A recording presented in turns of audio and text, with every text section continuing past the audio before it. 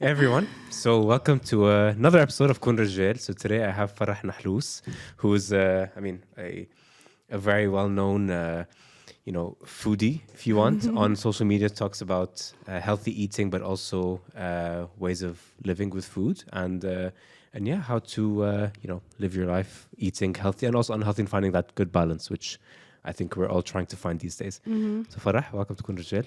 Thanks, Karim. I never realized that I really like the foodie description. Yeah. Yeah, that's what I am. And indeed, I did struggle for a lot of my life in finding balance when it comes to food. And I believe it's been a while that I finally found that peace with food. And I just can't wait to share some of my experience. We're super excited to have you. So, so now usually the way that we like to start every episode is by asking you, what does Koon Rijjeil mean to you? Okay, yeah, very good one. So growing up, Koon Rijjeil in Arabic is kind of like saying toughen up, right? Life throws so many things at you. So just be a man, like be strong. Don't be too sensitive. Don't be weak. That's how I understood it growing up. But now, obviously, like it's been a while that we're all trying to rewire what these things mean. Like even as a woman, toughening up doesn't necessarily mean like, brush it off. Because so many times when you brush something off, you're actually just, like piling it up inside. Yeah, exactly. You're not dealing with it. So for me, how this evolves with time is just being more, accepting of your feelings, more vulnerable. So even Koon Rijjeil, as whether you're a man or a woman, you need to accept your feelings. You need to accept yourself, love yourself. Be vulnerable to yourself, to your loved ones, and even maybe, reaching out to people who can help out sometimes. And that's the true meaning of being strong for me. 100%. No, and I think you put it perfectly. I think for people who don't know me or Farah, I know her brother. Yeah. So and so hi Ramzi, if you're watching this, hello. So what I did want to ask you, because I do like the idea of Koon Rijjeil and what that means to different people. And did you see that maybe Ramzi or any other people who that are close to you who have struggled with that point of toughening up, being a man, don't show emotion, don't do this, don't do that, be like that. So do you have any? I have seen it firsthand actually with Ramzi and my two other brothers. Okay. They all have this, hard shell on the outside. They're even more sensitive than, let's say, your typical guy, but still, they would reveal that side to me as their sister. Yeah. And I would see them in a setting with their friends or, let's say, their partners, and I would see like a whole other character out there. So I would see that, yes, they are always trying to maintain that, I got this together. Yeah, macho. Exactly. Macho. Yeah, even if they're sensitive and open, but they somehow feel the need to, seem reliable to their partner. As if being vulnerable next to them would take away from that. And they are super self-aware and they still struggle with that. Like I can imagine for a guy, it's really tough because even if you have the self-awareness that you don't want to be too macho, maybe people around you don't see it that way and you're constantly thinking, what are they thinking, exactly. Right? So. And it's an endless struggle, I think, for a lot of us because it's sometimes you're like, I want to come off as very reliable or dependable or all these things. And other moments you're like, no, but I'm human. I don't want to keep living this life where I need to put on this brave face where I know that I don't want to do it anymore, And then, but then the flip side of that is that sometimes people expect you to be this macho person, and it has its effects on a lot of us. Exactly, and I guess here it comes to re-educating yourself and others around you. Right? Like not assuming, maybe this just because they want me to behave in a certain way, then I'll behave in that way. So maybe by just being yourself, it will educate them indirectly, right? Just watching you being you and being powerful even within your vulnerability. So that teaches people a lot. And I think, one segue about this discussion of dealing with things and adapting to life is food. Yes. Which is something that, we all love equally. And I know that you have your journey. I have my own journey, but I want to hear more about your journey, about, you've started your own page about food, about like healthy eating, all that sort of stuff. So how did that come around and what was your journey like? Okay. Wow. That's going to be tough to, summarize, but For sure, my journey started during COVID. So, COVID, I think, was a difficult time for everyone. We all felt lonely, we all felt confused. Maybe some of us lived alone. That was the case for me. And I turned to food as comfort. You know, it was always, you know, a source of happiness for me. But all of a sudden, it became more. It was, you know, filling some sort of gap. And I started, you know, overeating on some days and being like, okay, that's fine, you know, it's just one of those days. And then slowly I started realizing that, wait a second, I'm eating uncontrollably. And sometimes I'd find myself like really, really full at night, but somehow I just can't stop eating. Like it's as if like I have lost control and something inside me is telling me, keep on eating, you know, just eat, eat, eat. And I didn't understand it at the time, you know. I would just do it for some days and then I would feel so guilty. So what would happen on the next day or the next 2 days, I'd be like, no more food. I'm restricting it, you know, right now. I'm going to stop. I need to lose the weight immediately because, you know, next time I see a friend or a family member, I don't want anyone to think that there's something wrong going on. Like there was that deep guilt and shame about what's happening and I needed to hide it quickly. So I would binge and then for like a day or two, completely restrict food. And then a few days later, I'm binging again. And I found myself, you know, stuck in that toxic loop. Restricting, binging, restricting, binging. And restricting, by the way, was not only by stopping food for me, but it was also over working out. So I would work out like crazy, you know, during the day. I remember it was COVID time. We couldn't, you know, leave. I would get a permit, you know, to go grocery shopping, but then just as an excuse to go walk, you know, I just really wanted to move, which seemed healthy at the time. But now looking back, you know, and like now that I've educated myself more about eating disorders, I was trying to compensate for everything that I was eating, you know. So some people, even though they're overly exercising, it might seem as if it's a positive, healthy act, but sometimes if it's done in your mind as a compensatory activity to compensate for what you have eaten or overeaten, it means there's an underlying eating disorder that is happening. So long story short, I was stuck in that and it stayed for almost 3 years and a half. So it's only been a few months since I fully recovered. Obviously, I had my ups and downs. So there were times when, you know, the binge eating would happen like 3 times a week. There were times when it's happening once a week. And by the way, if you're wondering if you have a binge eating disorder, please speak to a therapist. There are certain like guidelines on when you consider yourself to have the disorder. So for example, if you have the eating disorder for more than 3 months, and if it's happening 3 times a week for 3 months, that's when you are considered officially to have the disorder. And of course, from that disorder, some people have as well what we call bulimia, which is when they try to purge everything they've eaten. So because of the guilt, they try to purge that food. But keep in mind, again, so when it comes to bulimia, some people purge through vomiting, but some people don't do it directly. Some people like me, I used to purge by restricting, so not eating the next day, and by over-exercising. So in a way, that was a type of bulimia. I was bulimic for a few years.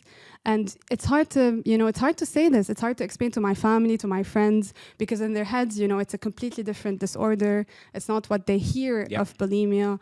And it sounds so serious, you know, like I tried at some point to tell my, you know, a friend, I think I have an eating disorder. I have bulimia. And they're like Farah, like, no, you don't have that. Like you're overeating sometimes. But because no one understood what's really happening at night when I'm alone and I just like, you know, finish a whole pack of granola on one sitting and then maybe a whole pack of ice cream right after that. And then I feel so guilty and then I eat another dinner right after that. It was just, it's crazy. You can't really explain it to anyone.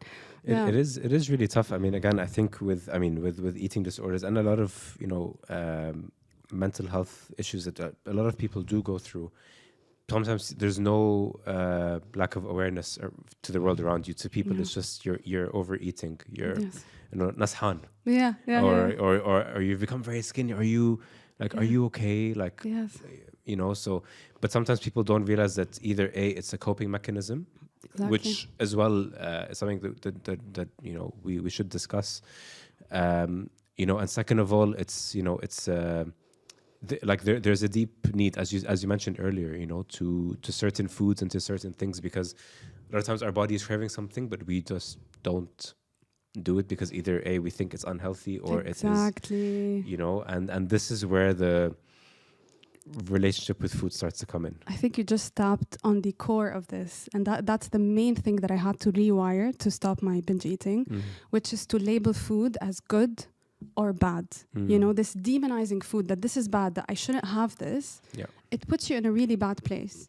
Have you heard of the what the hell disorder? No. So there's actually something Sounds like something I should know. So I'll So the what the hell effect basically is when, let's say you're on a diet and you eat one slice of pizza and you're like, what the hell? Let me just finish the whole box, right? We've all done that at some point. Yeah. Yes, might as well, exactly. Or when you're not supposed to be shopping, you want to save some money, you buy one pair of shoes and then you're like, what the hell? Let me just go on a shopping spree, right? Black Friday problems, guys. I've struggled in that Me time. too, trust me. Yeah. So the thing is with binge eating, that's usually what happens in the act, when you're in it. In your mind, you're like, I'm not supposed to eat this, right? Because it's bad. But then you have a bit of it and you're like, oh, what the hell, right? Let me just finish this because let me get it out of the way, or I'm going to finish this anyway. Or you label yourself as, I'm a failure. I had it anyway. So you just get into it. Yeah. And then here, there's another effect that's also happening, which is another syndrome, by the way, that is called the last chance syndrome. Okay. So to explain that, let's just remember COVID times, right? When people thought that they're running out of toilet paper. Exactly. I still don't get that obsession with toilet paper. I don't know. Exactly. Basically, if you tell people that anything is running out, immediately the mind goes into that starvation mode where let me get as much as I can possibly get my hands on before it runs out, right? Yeah. We evolved to be this way, right? Just try to store as much fat as you can, before you run out. Maybe you won't find food for the next few days. So, but the thing is, this evolutionary thing is not helping us these days. And again, like going back to food or that pizza analogy. So if you tell yourself that, oh my God, I'm so bad for having that pizza, and this is the last time I'm going to have pizza, you're putting yourself in that syndrome, in this last chance syndrome. Let me eat all this pizza now because I'm not going to have it later. 100%. So it's completely self-inflicted. If you, at the beginning, give yourself some flexibility that, okay, I'm going to have some pizza every once in a while. I'm going to have some ice cream. I'm going to have some cake. Then you don't put yourself in that scenario where you're like, let me eat everything while I can, 100%. And this is, and there's two things I want to say about this. I think the first one is, with a lot of people that do go to gym, because I used to face that, where you have this thing called the cheat meal. I hate this word, because when I hear cheat meal, it means like destroying everything I see on the table. Let me go all out. It's like when I was in Beirut, when I was like with like my guy friends, we'd like sit down, we'd order like la. Like I remember one time I ordered literally a big box of pizza, a large, and then McDonald's.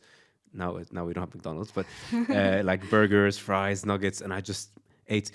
And then which links to the second point, which is then where does the line come in? Because a lot of people will then come to say, you know what, actually this is my form of self-care.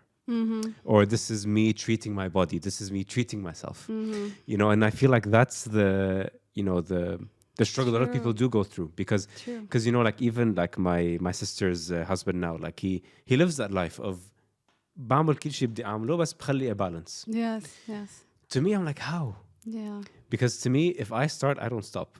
Yeah. I'm out of control. Yeah. Yeah. And again, like a lot of people do come to say, like don't stop yourself from doing something that you really want to do, because at the end of the day, it will come out in bad ways. But whether it's binge eating, whether it's starving yourself, whether it's having a toxic relationship with food. Yes. So yeah, this is one thing that I think about every single day. Indeed, that's a very good question, and I think people struggle here because they think that there's some kind of solution that everyone can apply. Yeah. But the truth is there's no one size fits all. There's what works for you. Like we can go back to diets. For some people, intermittent fasting works perfectly, right? They have absolutely no problem stopping food for a 16-hour window and then eating everything within 8. For some people, that causes them to even hyperfixate on food even more, obsess about it, and then during that eating window, they end up eating more than what they would have eaten in a full day, right? So again, it doesn't mean that it's good or bad. It means it works for you or it doesn't. Similarly, when we talk about cheat days, right? For some people, it works better to have one cheat day where they can eat whatever they want, because it helps them to have structure on their other days. That, for example, never worked for me. I need, personally, a flexible system where I just follow the 80-20 rule. Like 80% of the time, I'm eating well, I'm eating, nutritious foods. And then 20% of the time, I'm just eating for the pleasure of it. And that's completely fine, especially if you're getting your nutrients from somewhere else. When you give yourself that 20%, you just allow yourself to be flexible. You're less obsessive, you're less restrictive, you don't go into these restrict and binge cycles. So that's personally what worked for me. But again, for some people, if the 1 day a week or the 2 days a week works for them, why not, right? So just you can test it out with yourself and see what works for you. You know what's funny is that during my time in university, even like after that, I've never had a cheat meal, but I didn't crave fast food as much. I didn't crave like the chips, abadan. I don't care for it. Yes. Now, I don't know what it is, but then again, like I don't, for example, like I don't eat unhealthy a lot. Yeah. Like مثلا like a slice of pizza, a burger, whatever. But now it's all about just healthy eating, making sure that because I've realized. And again, this is for my own journey, which is as soon as I've started to open up that door of marre, that one pizza, marre, that one burger, marre, that one chicken, whatever it may be. Okay. You went into a slippery slope? Not even that. It's just my mind started to go into a negative space. It's like, okay, so all the hard work that you've done in the gym for the past about how many years went down the drain. Yes. I feel a lot more sluggish. Yes. So therefore, I'm not moving as much, which makes me overthink about myself, about how I am as a person, about how I want to live my life. And it's become very challenging. So then came the invention, which isn't a very new invention, of protein bars. Yeah. Because this is where I'm addicted. Like, and I don't mean it in a bad way, but it's like there are a lot of days where I'd very much rather have a protein bar than have a Kit Kat. Although Trust me, I have binged on those for so many nights. Honestly. So I know they're just so good. And and even like there are days, for example, like my breakfast, like, okay, I'd wake up late to work. Yeah. I'll be honest. And then like, okay, what do I want to eat? Okay, do I make my regular every single day breakfast, which is, as part of having ADHD, you tend to hyperfixate on food, on the things that feel very comfortable for you. Instant dopamine. Instant. And to me, I'm really not joking. Yeah. Since the day I started working till today, people know me as the guy who eats chicken and rice every single day. Wow. My breakfast is the same almost every single day, depending on the time I have. Yeah. Which is eggs and oats every day. Or protein bars. Or protein bars. If I'm really out of time and I need to rush, I'll have a protein bar and a Greek yogurt. Yeah. If I have a bit of time, eggs, oats, a bit of yogurt, and it's funny because a lot of times I started to question, like, is this healthy? Like, because they always say like having too much of the same thing isn't necessarily good for you. But it makes me feel good. Like I feel like my mind feels happy. I'm like, at least I'm having a healthy treat. I'm having something that's that makes me feel good. And there's something so nice about routine, right? If you're a person of, you like your routines, then it's perfectly okay, especially if your routine consists of diversity already, right? You're having your eggs, you're having your oats, you're having fibers, you're having protein, healthy fats. So, that's completely fine if that works for you. Again, some people like novelty, right? Like something new every day. And that's where it becomes more challenging, actually. So, like, how do you ensure that you're having healthy meals, nutritious meals when you want all that diversity, right? Exactly. Actually, that's how my the page started. You know, I was obsessed with Okay. sweets my whole life. Yeah. And I realized when I was binge eating that, you know, my sweet tooth is just there and I need to satisfy it one way or another. So why not make it, you know, find a way to make desserts healthier? Yeah. High protein. Why high protein? Again, protein makes you feel full, makes you feel satiated. And, you know, that's amazing when you're trying to control how much calories you're taking in, or if you're trying maybe to stop even binge eating. So usually what makes you feel full is protein and fat, fiber and volume in food, right? So I try to make desserts that way, you know, let's say pancakes made with egg whites or protein powder in some desserts, and just they tasted delicious and they were filling at the same time. But of course, you know, there was a time when I was on my page when I had my eating disorder active. So in my head, any dessert that I needed to eat needed to be healthy. And that's why, you know, like people who have followed me probably realize that I'm doing less and less of these desserts now, you know. I still enjoy high protein, healthy desserts sometimes. Yeah. But now that I'm not in the restrictive mentality, I completely allow myself to have, you know, just your regular dessert every once in a while. And that sometimes gives me a satisfaction way more than anything that is healthy and that doesn't taste exactly how I want it to taste. So sometimes, again, you just need to give yourself a bit of, you know, like a quick fix of what you 100%. really want and just let it go. Yeah. Because when you don't, you're going to fixate on it. You might eat a whole lot of healthy food and still feel like there's an itch that you didn't scratch. And that's why you go into eating and overeating until you finally get what you really wanted, and then you overeat it. 100%. So, yeah. No, sorry. And I think what you said is very like spot on, because I think, you know, for me, a lot of the times where, for example, like let's say we'd be out with friends, you know, like, I don't know, let's say we're having breakfast or lunch, whatever, like, yeah, let's order dessert. I'm like, man. and then I look at people and I'm like, deep down, I'm like, no, I don't want to eat, but I'm like, I kind of don't mind a bite of that, you know? And then this is where you know, all the mental game starts to come in. Because one, you need to remember that whatever it is that I'm eating is not necessarily bad for me as long as I'm eating it in moderation. And again, it does. And again, when I first started like going to gym and that sort of life, I always thought that whatever I ate instantly would change my body instantly. Like it was like, I don't know, I had one slice of pizza, I became a pizza, you know? And immediate feedback loop, right? Exactly. Yeah. And I think that's why for a large part of my life, I fixated on healthy eating. Yes. And as well, you know, young Karim probably wouldn't want to hear this, so I'm sorry.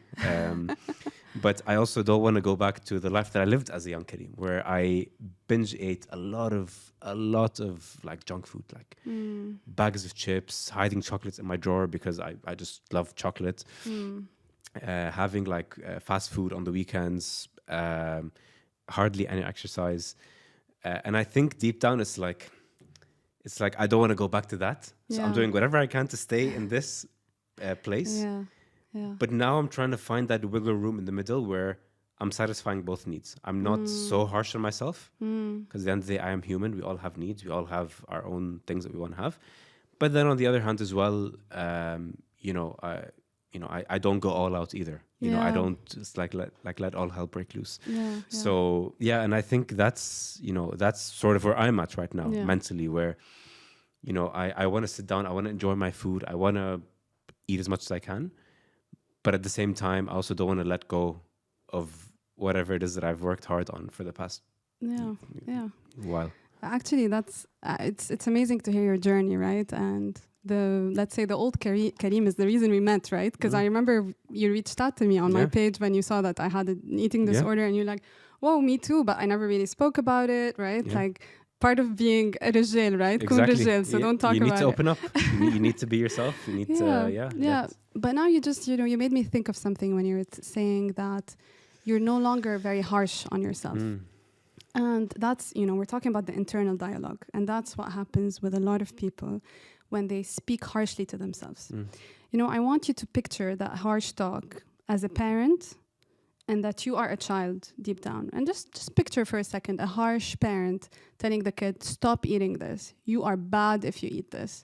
What's the kid gonna do? They're gonna get the first chance, right, to go into the room, hide and eat as much as they can, right, because it's bad, and they need to rebel against it. But then picture a parent who's like, oh, yeah, honey, just have a bit of that if you want, right? Like the kid is not gonna obsess about it. They're gonna have a bite and let go. So this same harshness, try to picture yourself as that parent. What kind of, narrative, what kind of talk do you want to give yourself?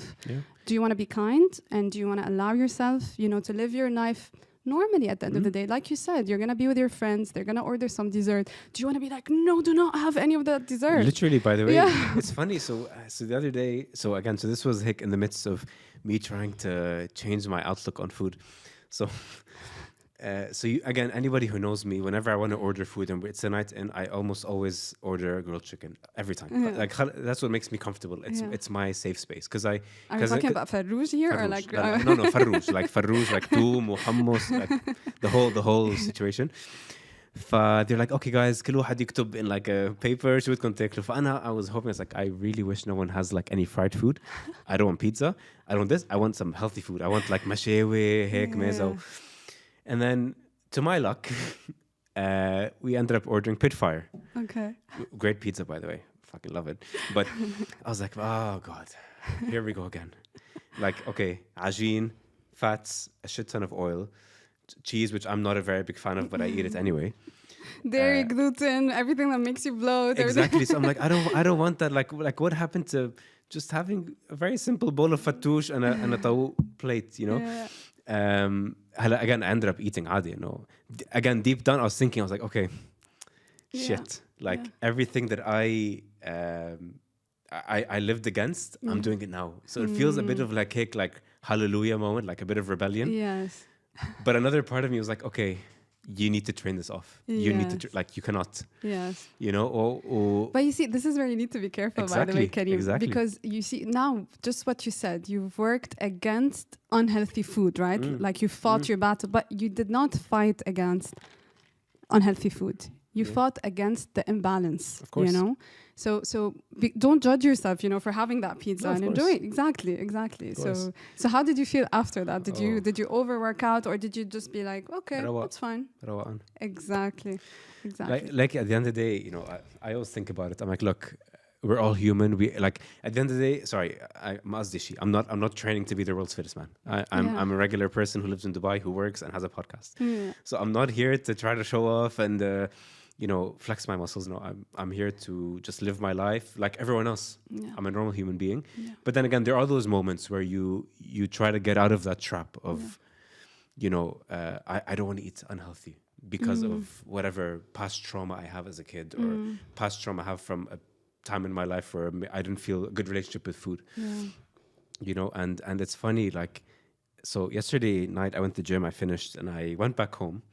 And I got a salad from the gym because I needed to get my greens, my proteins and all that. And the night before, I'd already done like a bowl of pasta.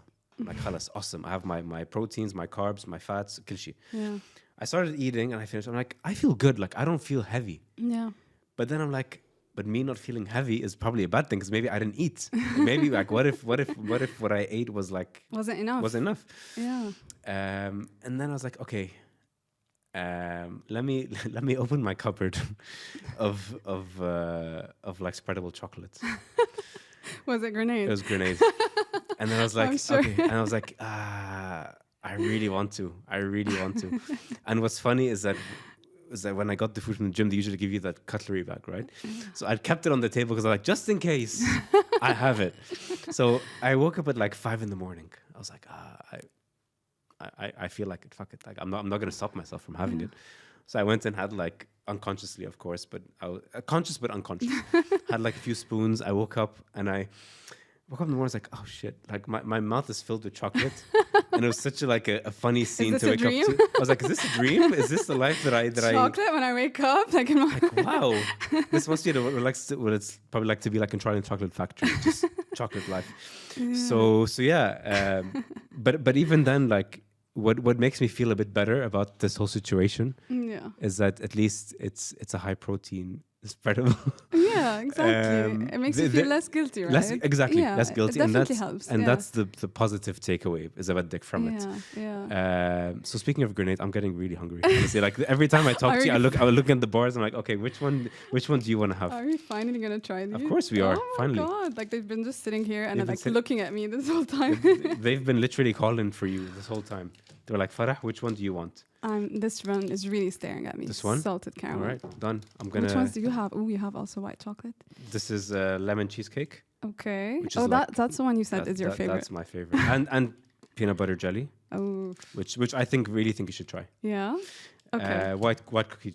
Chocolate cookies also. Oh my really god, good. I'm so confused. Yeah. Okay. Which one is it? It's like you're a kid in a candy store. Oh my god. Okay, set peanut butter and jelly. Let's do that.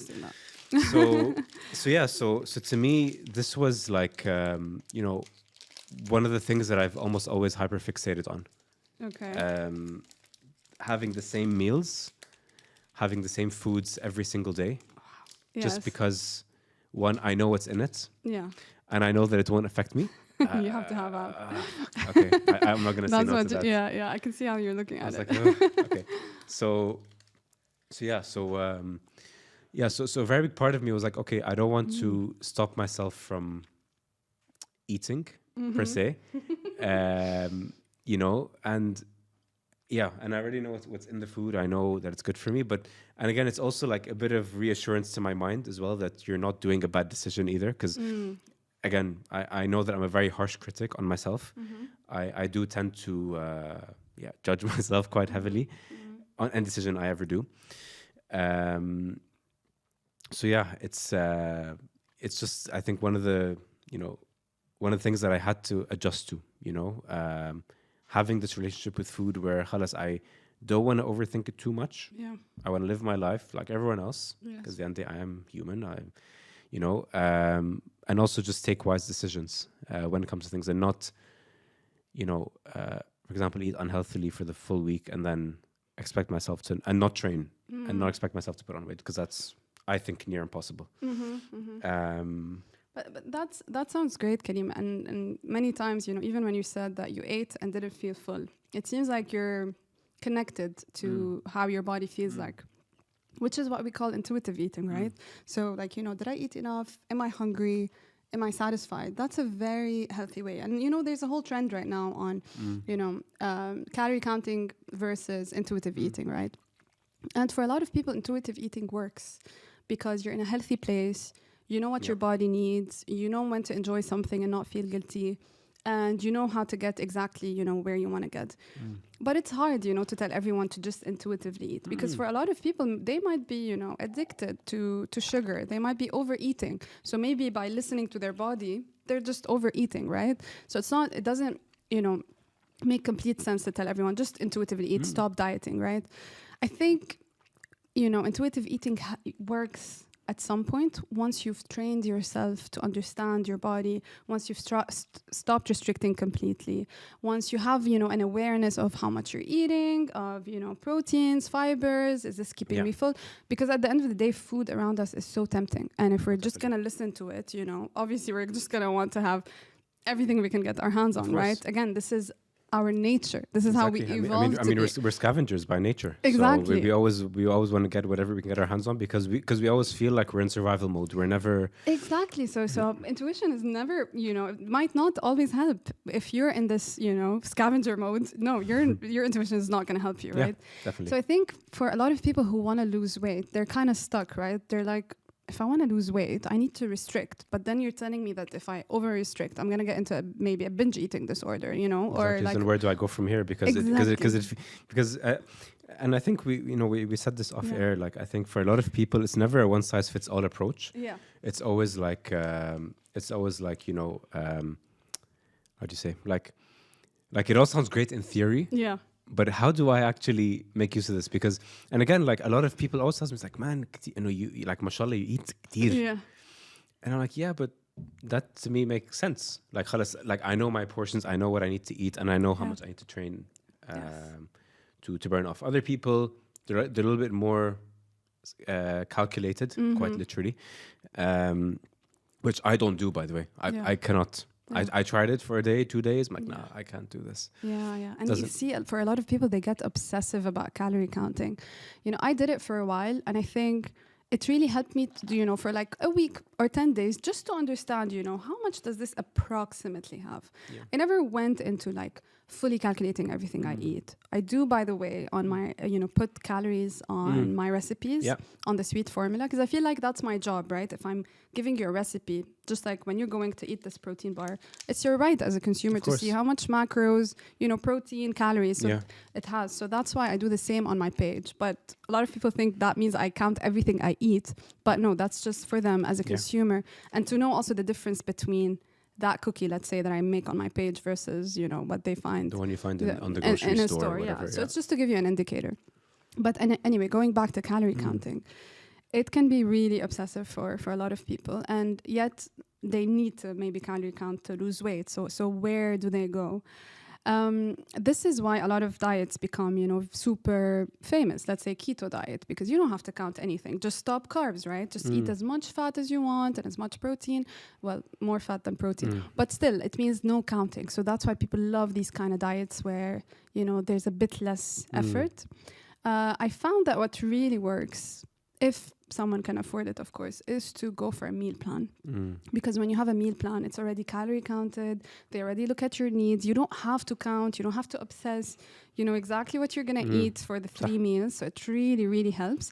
I think that's one sustainable way of losing weight without regaining it. Yeah. Because those who obsess about food and count calories tend to regain the weight afterwards. So maybe they didn't go, let's say, into a binge eating disorder, which we're talking about. But if you think of the binge cycle, which is to restrict and overeat, these people are kind of having, let's say the dieters who gain the weight after. It's like a, extended cycle of restrict, overeat, right? But it's instead of happening every few days, maybe it's happening every few months, right? Exactly. They're losing the weight here, they're restricting, and then as soon as they stop the diet, they regain everything. So, what do you do if you want to lose weight? Try to do it with as little mental effort as you can, with as little obsession as you can, because that obsession is going to come back for you later on. And what's funny, so actually there was a part of my life where I was struggling in a few things, and I said, you know what, I need to get back on track with my food. And I wish I was off track, but felt like, maybe a meal plan will get me to a better level. Honestly, I'm not on the meal plan game because it didn't work for me. Primarily because I'll be very honest. When I have my lunch, it's like usually it's like 1 or 2 chicken breasts with a bit of rice or pasta and a salad. When I went on meal plan, it was like, okay, this much rice, this much protein, this much fiber. I'm like, this doesn't work. And then what happened then is then I started to become so much more conscious of what I'm eating within the meal plan. So it's not like I'm even eating it completely. It's just, okay, I'm eating a lot of rice. I can't do that because I know, because again, we all have this preconceived notion that carbs are bad for you, which is not entirely the case. And that made me stop it completely. I was like, okay, I'm not getting my protein in. I cannot do this life. Goodbye, done. Exactly. So then I went back to doing my own food. And it's interesting. That's very interesting. That tells you that you need to be on the right meal plan, that's for sure, because otherwise you're going to get demotivated and just leave it. I'm actually starting one tomorrow with Healthy Licious. I've seen great things. Let's see, how it tastes like. But I'm going for the high protein, low carb option. Because I'm training a lot these days, and it's very important for me to keep my high protein intake, especially because if you don't track protein, that's what I realized, especially being on the sweet formula. If you don't plan for protein in your meals, there's just no way you're going to reach your targets. Because, these days we're just surrounded by so much tempting food that is usually high in fat and carbs. But tempting food rarely tends to be high in protein. That's very true. Except if it's a grenade protein bar. Or this is really good. I can't wait to finish it after we're done. Honestly, I'm excited for you, if I'm honest. And I usually like 3 bites. I'm done. Like it's demolished. So one thing that I've been meaning to ask, and I mean, even when we first spoke, and it's something that I did want to get to know more about from your side, which is, so how has food helped you in your hardest times in life? because I mean we all go through a lot of tough moments. I mean whether it's breakups, whether it's a crappy year at work, whether it's just a lot of things just are not working. Yeah, You know, yeah, that's true. And that's a good way of putting it, right? We're demonizing food so much for getting us into bad places, but it did act as a comfort for so many days. In fact, when I talk about COVID, you know, and that's when my food obsession started, it was one because, you know, COVID meant being locked down, isolated from people. I had recently actually gotten through a divorce as well. Okay. So I was going from like living with someone 24/7 to a few months later being alone, and then a few months later to being completely isolated from everyone. And isolation is the biggest friend of food. Of course. This is no one's watching. Yes, exactly. And you're somehow alone. There's no routine for eating. You eat whenever you want, whatever you feel like. Like my best friend was definitely the fridge. I would just go on and just eat whatever was there. Even sometimes it was really healthy food, but I would, just eat for the sake of eating. Because it felt good. Yeah. So actually, you know, like I read a whole book about dopamine and how it works. And just like you're saying, food is comfort for so many people. So what it does is it gives you straight up that dopamine hit that you need. Okay, so for a lot of people, they do know, maybe they know dopamine as, you know, like a feel-good hormone, happiness. It's also, dopamine is also, you know, very correlated with drive to get things done. And you will realize, by the way, I don't know if you've ever had this, but when you're procrastinating something, you tend to eat more, right? Let's say you have this assignment to do, a presentation to prepare for work. You're procrastinating and somehow you're just like munching on things, right? Exactly. So procrastination, what happens is that when you're procrastinating, your dopamine is so low. So technically what you're doing is like getting a quick fix to just raise your dopamine. Like your body knows exactly what it's doing. What it's doing. It's not stupid. It knows exactly what's up. Exactly. But that's the thing. There's something that we call cheap dopamine. So that's when you turn to food, to chocolate. That's when you turn to your phone for Instagram, seeing likes, seeing quick videos, right? So this is cheap dopamine.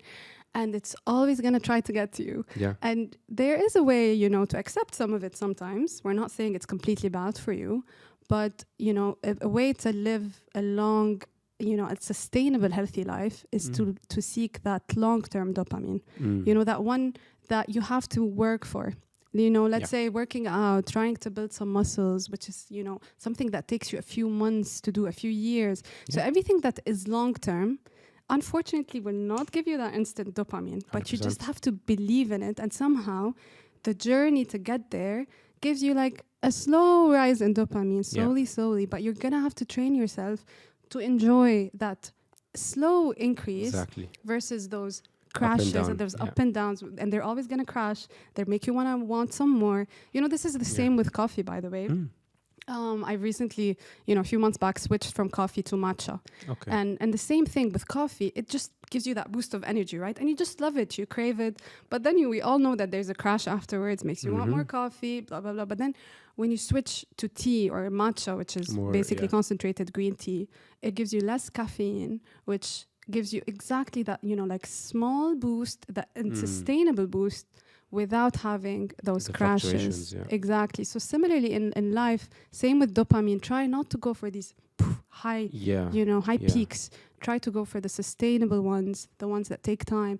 Work on new hobbies, things that give you fulfillment besides food. You know, it's not wrong. Reach out for food when it's there, but don't make it your constant buddy when you need comfort. That's the thing. And I think the word here is just balance, essentially. Like and being mindful, I think, of of in the moment, what am I going through? And second of all, okay, where can food play a role? Or a healthy role for myself? Because again, I think a lot of times we get carried away by the idea of food, that food can fix all of my problems. Like you see all these memes on Instagram and stuff. It's like binge eating pizzas and cups of wine and ice cream. But again, that also has a negative impact. So you need to be super mindful of one, where you are in the current moment, and then what are the different avenues in which you can help yourself. And I think for a lot of us, food is a supplement. I'm not going to say the complete thing. It's a path.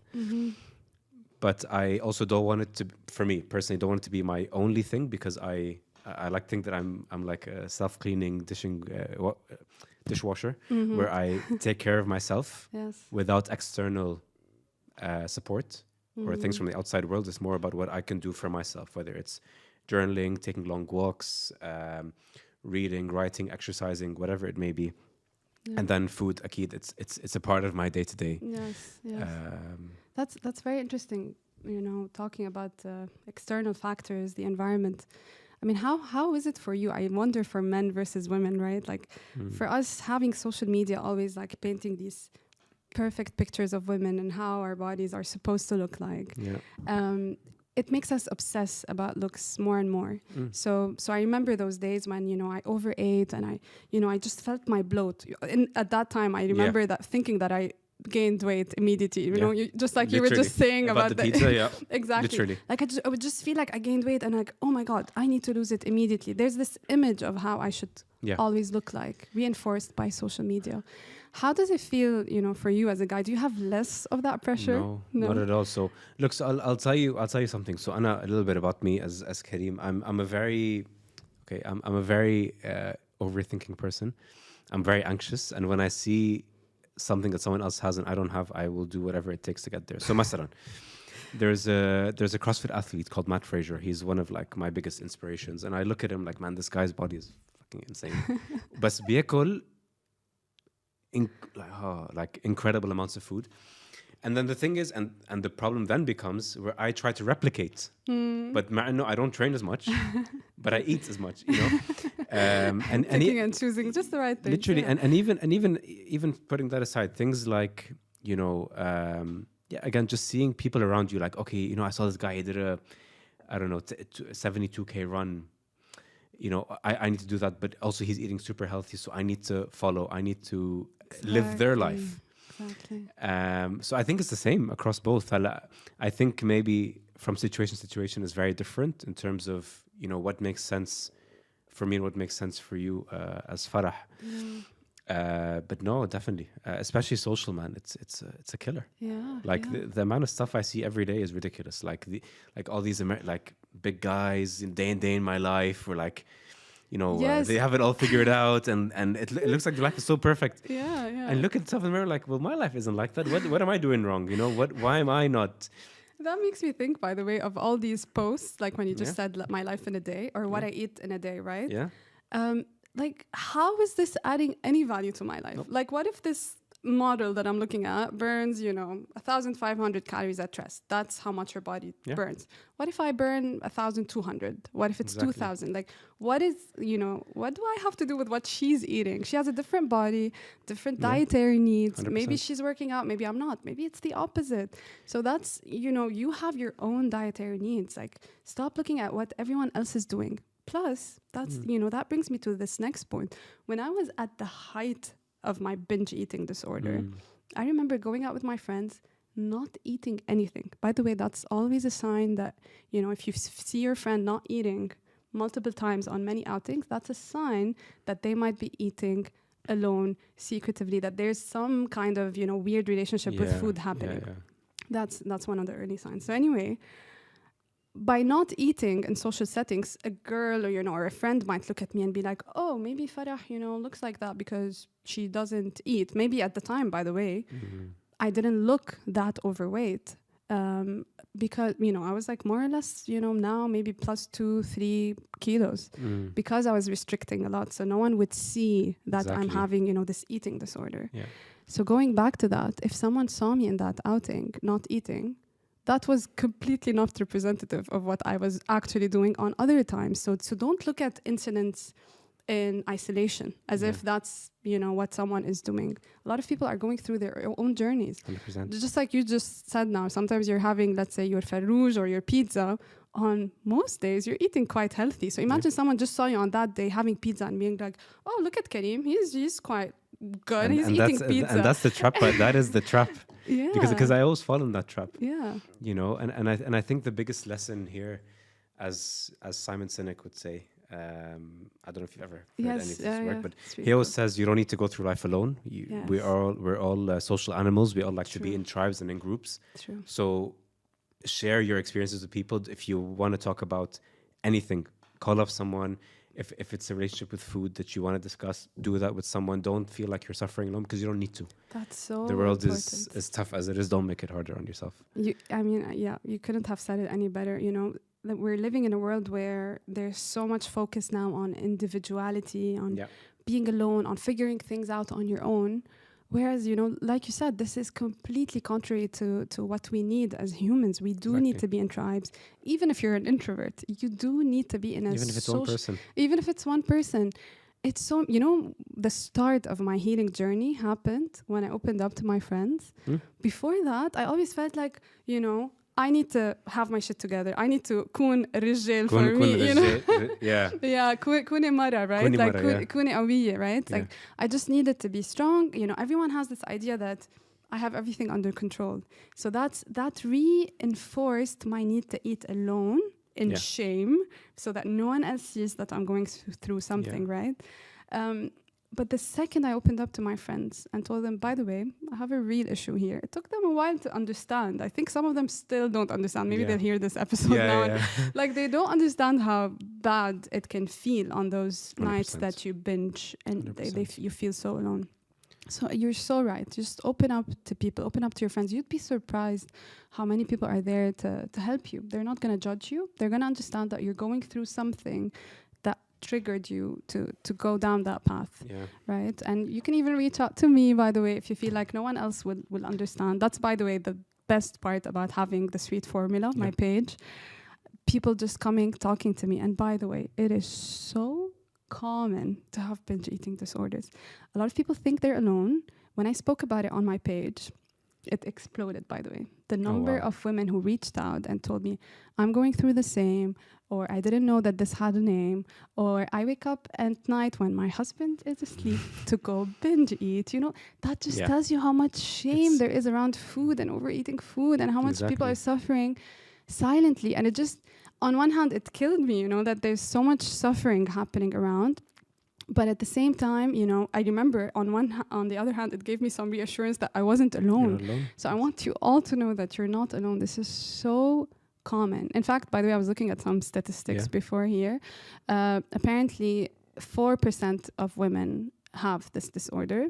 2% of men have it. So it's double for women. Again, like we said, because women in general have more pressure, whether it's from social media, whether it's like our mothers, how they bring us up. And like, let's say you grow up with a mom who talks so much about her weight, how she looks like today. Oh, I shouldn't eat this anymore. Like you grow up with these thoughts without even, like being aware of it. So it's so common, but you just, you need to find people to talk to. You need, the proper support. It took me 3.5 years, and I'm a super self-aware person. I read books, I listened to podcasts, I went to therapy, I did a lot of things. So it takes time. Just keep in mind that you have to be patient. It's not the end of the world. Definitely. There is a way to get out of this. There are so many times I felt that there's no way it would stop. I felt completely stuck, as if I'm, completely out of control. How would this end? By the way, how did it end for you? How, like, I remember you said you were quite younger when this happened. Did you also reach out to, did you do it completely alone? Alone. Wow. So it started when I went to university, started playing rugby. So from there, I just changed completely how I used to eat, how I used to train, how I used to live my life. And then that just continued till today. I never really spoke about my relationship with food. I mean, some people would see it, like my sister when we used to live together before she got married and left me. But And do you think that happened because you got busy with other things like university, rugby? Definitely. So it just took your mind. I became more focused on the goal. Yeah. I have a tribe to support. I have a body to support. I have a mind to fulfill. Yeah. That's amazing. And that's really actually, what would help a lot of people stop their fixation over food to find new things to, let's say, not fixate about, but just 100%. to or distract their on hobbies. Of Exactly. Because, food it's easy to get obsessive about that. What am I going to eat next? How much am I going to eat? Right? 100%. So, yeah. So, Farah, the way we like to end every single episode is we have this notebook filled with a lot of quotes by different guests. Mm-hmm. And now you're next. So I want you to write something that you feel would help somebody in need, somebody who might be suffering alone or going through something, as a message from Farah to a random person in the world. Okay. So make the I'd love to do notebook that. your canvas. Should I be reading it out loud? Or I mean, you can if you want to. If not, it's okay. You can keep it private. It's whatever is comfortable for you. No, I'd love to do that. Maybe like before writing it down, I just really want to tell everyone that there's always a way out. Yeah. If you really want to work on self-improvement, there's always a way out. And it's usually, as we said, to reach out to people, to your loved ones. Yeah. A lot of these behaviors start when we have a gap. And we have an emotional need that it's unmet. Maybe, like you said, it's a breakup, it's losing a job, it's feeling unfulfilled in something. Yeah. And we turn to food, or we turn to other addictions. By the way, there are so many, a lot of other stuff. Right, exactly. So it's so counterintuitive, because in those moments you're feeling weak and you feel like you want to be away from people. But 100%. This is when you need to reach out to people the most.